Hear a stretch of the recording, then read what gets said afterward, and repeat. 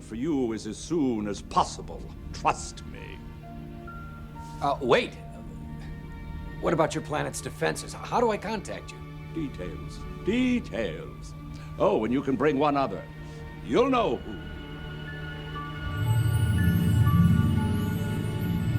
The war does not go well for us, GKar.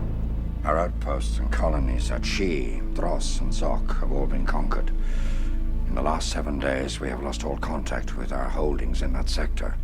So we must assume that they have fallen as well. GKar. The Centauri have pushed us back further than we have ever been for 30 years. Their forces are closing in on us in every direction. War Leader Justin, I don't understand. I'd heard none of this during my weekly briefings. The Kari is trying to perpetuate the belief that we are holding our own. We're not. Then there is no hope. There's always hope. At least that's what I tell myself when I awaken in the middle of the night and the only sound I can hear is the beating of my own desperate heart. We have one chance. We have located the supply world for the Centauri main force. Here, at Garage 7. It's heavily guarded, but open to attack if we commit the bulk of our forces for one all-out strike. Many of our ships will not return, but if we strike hard enough, we can cut their supply line. An attack like this should make them think that we are launching a new offensive, that perhaps they have underestimated our forces. Their entire campaign has been cautious. This should make them pull back and re-examine their strategy. And with luck, this will buy us time to bolster our lines of defense. Exactly. If we make them pay for every inch of space, we can wear them down, prolonging the war beyond their capacity to fight it. The Centauri want a quick victory. They don't have the stomach for prolonging the war. There is a danger, Justin. Drawing off our forces like this will leave Homeworld with only a skeleton defense. I know. But if we go on fighting the way we have been, sooner or later Homeworld will fall.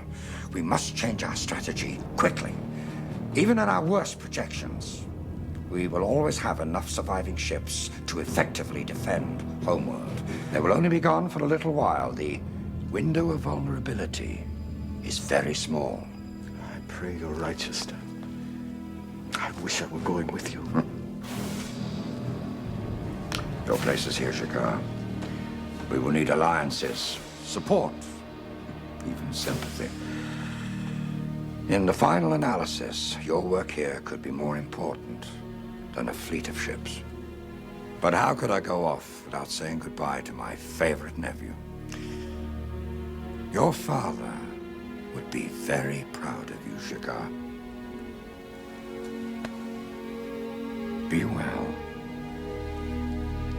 And you, Justin.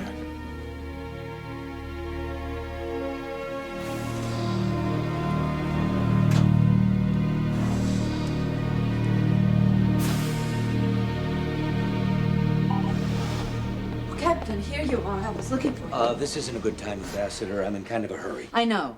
You appear to me as well. Well, perhaps we should continue if you're in such a terrible hurry. Perhaps we should.